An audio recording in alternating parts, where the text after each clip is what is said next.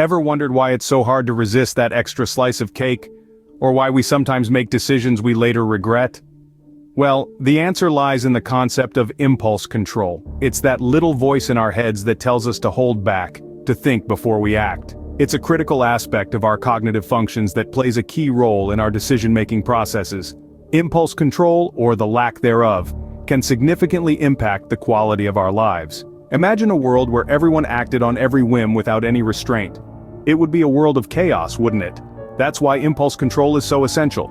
It helps us maintain order in our lives and in our societies. But what happens when this impulse control is missing? What if we can't resist that extra slice of cake or stop ourselves from making a hasty decision? Understanding and managing impulse control can be a game changer, but what happens if we lack it? Let's explore. Imagine living life without a filter, acting on every whim that crosses your mind. Sounds chaotic, doesn't it? Now let's delve into the first fact about lacking impulse control: the potential for chaos and disorder. Imagine your thoughts as a river. With impulse control, it's like having a dam that regulates the flow, ensuring a steady, manageable current. Without it, it's like a flood, uncontrolled and destructive. Poor impulse control is like removing that dam, permitting every thought, every desire, every whim to dictate your actions instantly. This can lead to impulsive decisions and actions, often resulting in undesirable outcomes. It's like diving headfirst into a pool without checking the depth first. There's a high risk of getting hurt, causing damage, or creating a mess that's difficult to clean up. And it's important to remember, the chaos that ensues from poor impulse control isn't confined to the individual. It spills over, affecting those around them, often leaving a trail of confusion and disruption in its wake. Chaos is just the tip of the iceberg when it comes to the effects of poor impulse control. Ever had a friend who always seems to say the wrong thing at the wrong time? That's another side of impulse control deficit. It's not just about those sudden shopping sprees or binge-eating episodes. It also seeps into our interactions, our relationships, and our social lives. Imagine a scenario. You're at a dinner party and your friend blurts out a secret you'd shared in confidence. Their lack of impulse control just cost you your trust, and perhaps even a friendship. Or think of a workplace scenario.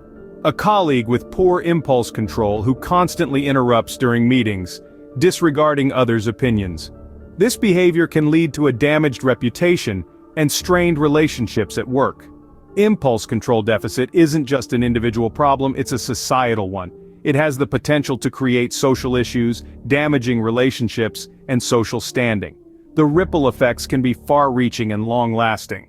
The price of poor impulse control isn't just personal, it's also social. Impulse control isn't just about behavior, it's also closely tied to our mental health. Let's dive into the third fact about lacking impulse control: its potential impact on mental health. When we fail to manage our impulses effectively, it can become a breeding ground for anxiety.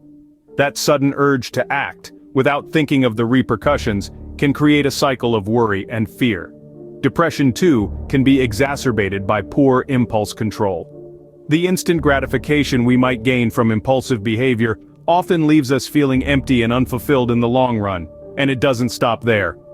Other mental health issues such as obsessive-compulsive disorder and attention deficit hyperactivity disorder have also been linked to impulse control difficulties.